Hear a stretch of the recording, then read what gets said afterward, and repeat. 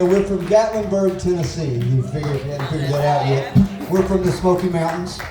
And that song that we just played, if you've never heard it before, it's because it's an original song. And a little background, you go, well, that doesn't sound very Celtic. But Appalachian music is Celtic music, okay?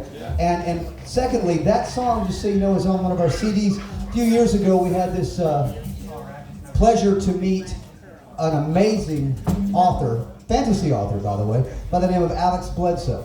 If you don't know who he is, look him up. He came to us at a festival and he said, hey, my name's Alex Bledsoe, I write books and I want to put you in one. And that sounded pretty cool. But we didn't, I was like, okay, that's great, but why?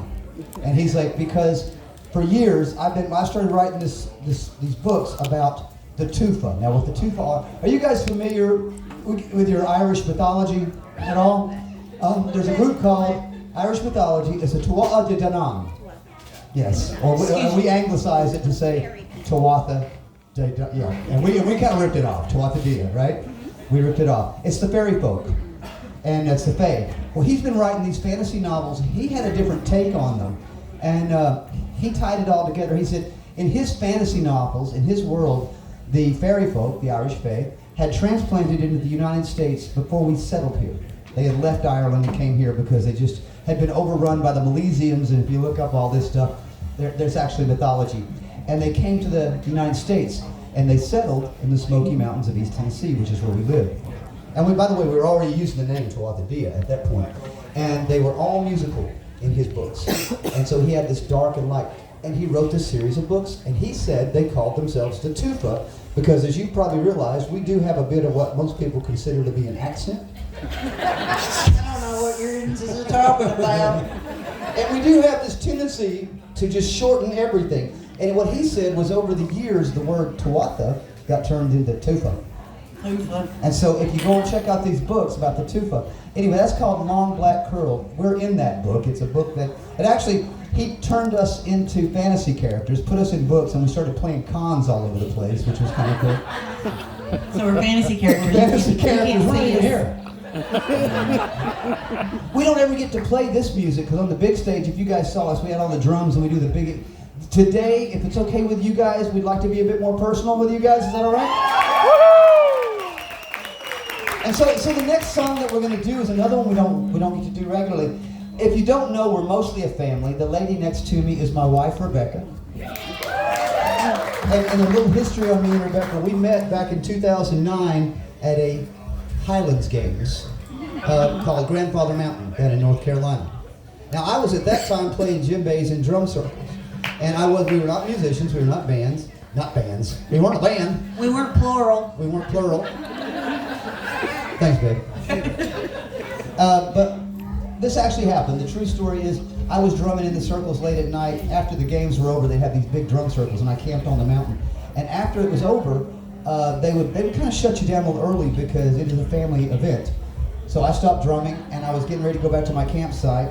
I was there by myself, and I heard this voice coming through the mountains, coming down through the mist. And I followed it. And that's how I found my wife. She was sitting at a fireside just singing a cappella. Isn't it romantic? I'm all flooded. I get points for this.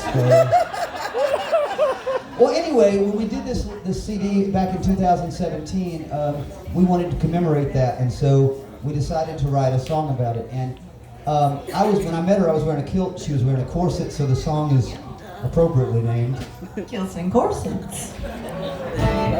We got a little Appalachian with it.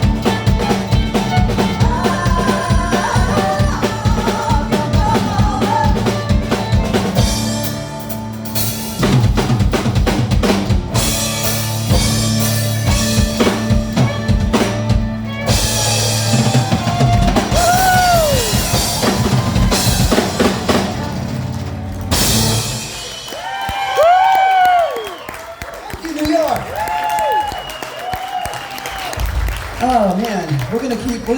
You know what? You guys are making us feel good. We want to keep this personal. Is it okay if we do some really super personal stuff for you guys? I mean, yesterday we did the big thing. Today we've got this nice, man, it's awesome over here. It feels really good. I'm gonna let you explain a little bit about this one.